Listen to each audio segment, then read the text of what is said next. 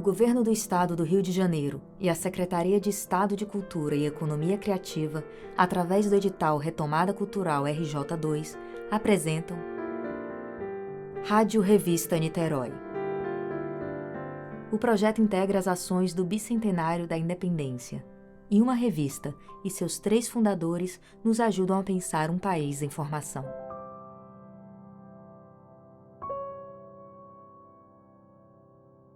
Se lhe dessem a opção de trocar o sobrenome, qual você escolheria?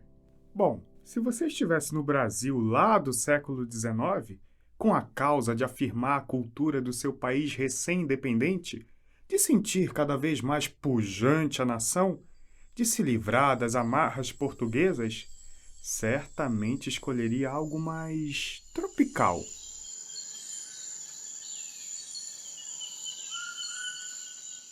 Nada melhor para contrapor os nomes lusitanos que escolher algum em tupi. Que tal batizar seu filho de Ubirajara, chamar sua filha de Iracema? Um sobrenome mais nativo poderia ser uma árvore da nossa terra. Jatobá, Aroeira, Manacá.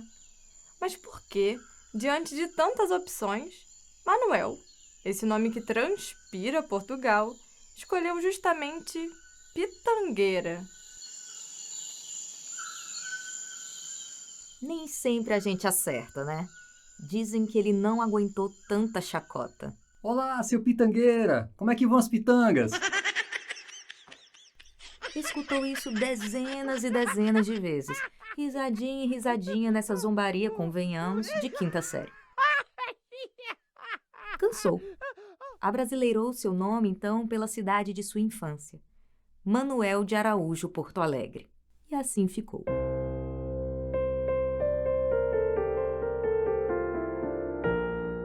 E o que fazia Porto Alegre? Tudo. Teatro, literatura, cenografia, política, artes plásticas. Mas vamos por partes. Um importante passo para sua trajetória artística está no ano de 1827, quando entra para a Academia Imperial das Belas Artes, no Rio de Janeiro. Lá terá aulas de arquitetura, escultura e pintura. Dentre seus professores está Jean-Baptiste Debré, um dos principais nomes da missão artística francesa, que chegou ao país naquele início de século para reluzir e ensinar as artes na nova nação. Porto Alegre é um aluno de destaque, até mesmo viajando com Debré para a França, com o intuito de aprimorar seus talentos. Parece chique, mas foi perrengue, tá? Ficou num quartinho, viu o dinheiro minguar, fez grana extra pintando retratos, vendendo suas artes. Nem a sua querida biblioteca sobrou. Vendeu tudo. Ah, mas ele tinha fé que as coisas iam mudar. Enxergava na missão artística francesa e em seus frutos uma verdadeira revolução nas ideias do povo brasileiro. Em relato feito por ele e seus colegas de Niterói, dizem ter presenciado um momento de alto prestígio para os artistas. Contam que certa vez um pintor deixou cair seu pincel em um momento de inspiração. Um senhor se abaixou para pegar e de pronto devolver. Sabe quem eles juram que era esse senhor? O próprio imperador. Seja uma anedota ou não, fica mesmo como piada a conclusão sobre o entusiasmo do Brasil com as artes e as ciências. As câmaras aumentaram o número de escolas e de academias. Os vencimentos dos professores também foram melhorados. Levam eles hoje uma existência honesta e podem dedicar-se sem medo aos trabalhos penosos do ensino. Passou para não mais voltar a época funesta em que os honorários dos professores eram insuficientes para pagar o aluguel da escola. Porto Alegre leu esse texto em 1834, no Instituto Histórico de Paris. Assinam também Gonçalves de Magalhães e Torres Homem, colegas da revista Niterói, fundada em 1836. Nenhum deles deve ter acreditado, de fato, no que escreveram. São eles mesmos prova do contrário disso. Afinal, elogios são também ossos do ofício. Mas vamos para a revista, para a colaboração do nosso personagem. Não é nem sobre retratos imperiais, nem sobre projetos de estátuas que escreve. Dedica-se Porto Alegre à música.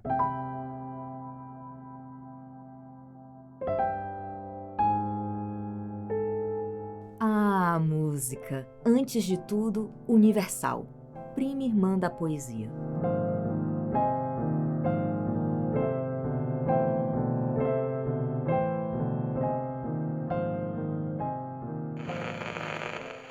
Dos polos aos trópicos e destes ao Equador, do alto das montanhas às planícies, e da terra ao mar, por onde os homens vivem e morrem, passam e repassam, a música existe. Onde há língua, há poesia. Onde há poesia, há música. A relação entre a poesia e a música é constantemente reforçada por Porto Alegre. Um outro elemento atravessa suas meditações sobre essas artes: a nação. Em todas as fases de uma nação, quer no altar da grandeza, quer no pó da extinção, a música e a poesia sempre acompanham. A revista Niterói levou um grande carimbo na história da literatura brasileira. É tomada como um marco, o início do romantismo no país. É claro que esses pontos são convencionais. Nada começa assim de supetão. É em retrospecto que a gente cria o ponto exato. E nessa frase de Porto Alegre, vemos os brilhos do movimento.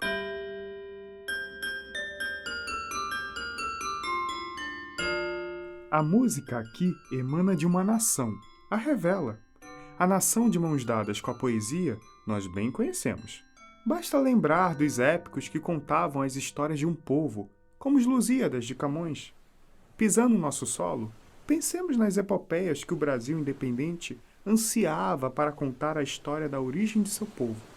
Inclusive, vale lembrar, o seu colega da revista Niterói, Gonçalves de Magalhães, vai se lançar nessa empresa com o poema Confederação dos Tamoios. Pois bem, ela, a nação, baila e pulsa música e poesia. A música não desceu do céu somente para dar-nos sons melodiosos ou ferir-nos os sentidos com a riqueza da harmonia. Não. A música é uma mola que desperta no coração a inocência, a lembrança do amigo ausente, a saudade da pátria. Afrontada a pátria e seus filhos armados para tomarem vingança, ponde-lhes a testa a música. Vereis redobrar a coragem e, cheios de heroísmo, partires precipitados para o campo da guerra, onde na urna do destino colherão a vida ou a morte, a vitória ou a desonra. Essa é uma cena épica da música, né? Quase um quadro histórico. Dá para ver a ideia de que há uma individualidade da música para cada nação. Para Porto Alegre, a natureza de um país é como uma orquestra. E aí está você novamente lembrando do romantismo brasileiro, que cantou nossos verdes mares, nossos vibrantes bosques, nossas saudosas palmeiras com seus sabiás.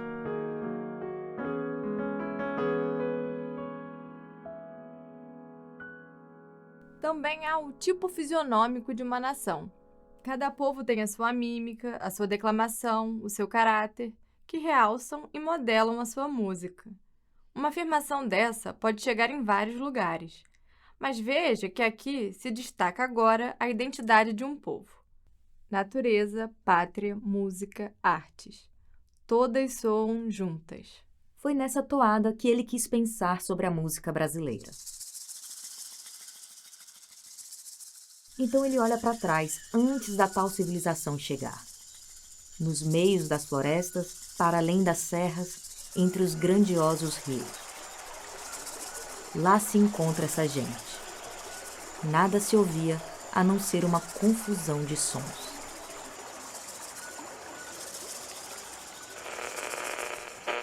No estado selvagem e de barbaria, a música não é mais do que uma assoada contínua. O canto se apresenta em forma de uivos e a orquestra como um tumulto de armas. Mas logo que um pequeno grão de civilização se introduza, ela muda de caráter. E isso se observa nos selvagens do Brasil. Bom, a ideia comum da época era essa. Se tínhamos os selvagens de um lado, o mais atrasado, na ponta da lança do progresso tínhamos outro mundo, o das casas de ópera, da música erudita, com a genialidade dos compositores italianos e germânicos. Um jornal francês que circulava no Rio de Janeiro no início daquele século publicou o seguinte comentário: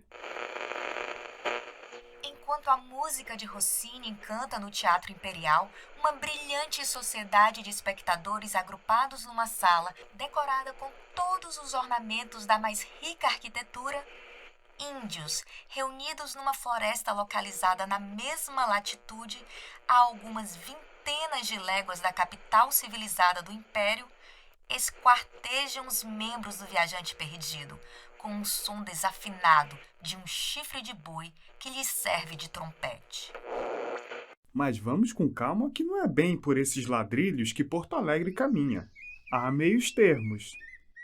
No meio da louçania da natureza, há uma música semelhante ao balanço da rede, uma música do coração. Mas não nego, ele já havia afirmado anos antes que os índios... Os índios não têm, em geral, esse tipo de originalidade poética que vós lhe emprestais de tão bom grado.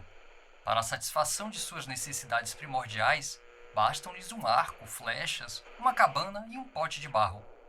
Novamente, as ideias comuns da época eram essas: índios bárbaros e bestiais, europeus civilizados e geniais. Os povos indígenas só eram valorizados quando enobreciam o passado. Nenhum presente e muito menos futuro.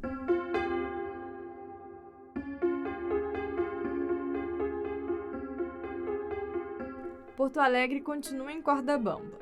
De um lado, ele tenta definir o caráter da música brasileira, em singular, e de outro, compreende as particularidades das regiões, as diversas identidades culturais que formam, plurais, a nação.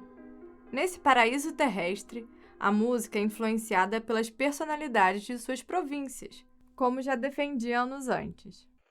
O caráter musical está submetido à influência do caráter particular dos habitantes de cada uma das províncias do Império. A música da Bahia, província situada no Oriente, explica essa diferença, quando comparada com a de uma província do norte do Brasil. Assim também a música de Minas, no Ocidente, contrasta sensivelmente com a do sul do Brasil. Arreda tua saia, vale 25.000 réis. A música da Bahia é o lundu, cuja melodia excessivamente voluptuosa regula o ritmo de uma alamanda dançada por um homem e uma mulher. A música de Minas é a modinha.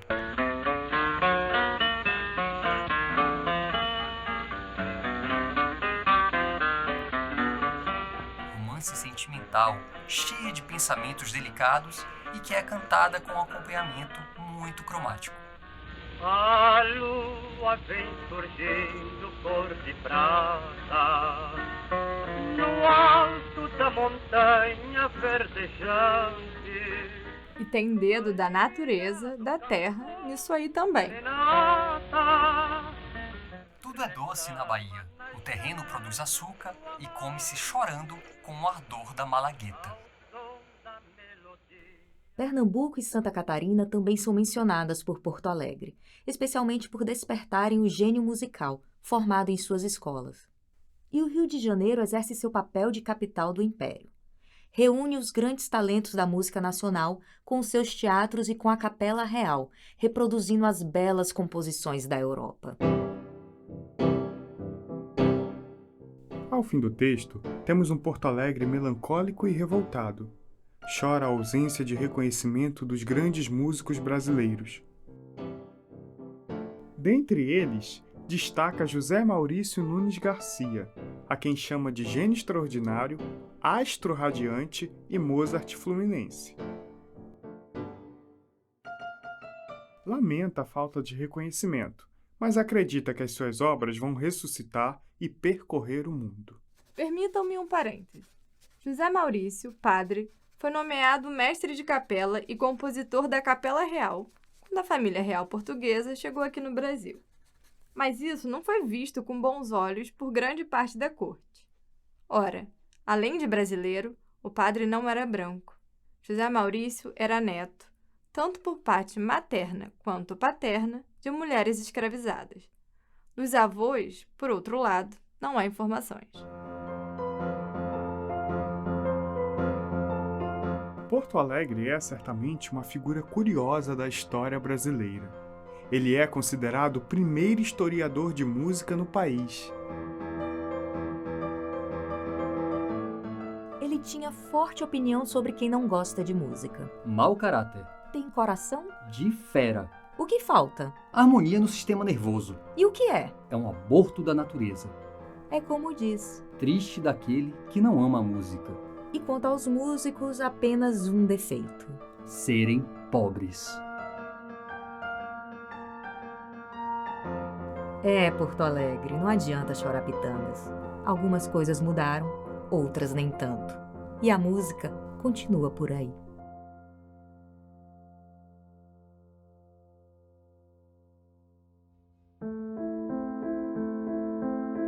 As fontes de pesquisa consultadas para o episódio estão disponíveis na descrição. Você pode consultar a revista na Hemeroteca Digital Brasileira, da Biblioteca Nacional. A Rádio Revista Niterói contou com pesquisa, roteiro e locução de Ana Morim, Bruna Freitas, Frederico Cabala e Luan Sabino. Trilha sonora, Frederico Cabala. Edição, Helder Gomes Barbosa. Artes e identidade visual, Vitor Godoy. Esse projeto possui apoio do Governo do Estado do Rio de Janeiro, Secretaria de Estado de Cultura e Economia Criativa, realizado através do edital Retomada Cultural RJ2.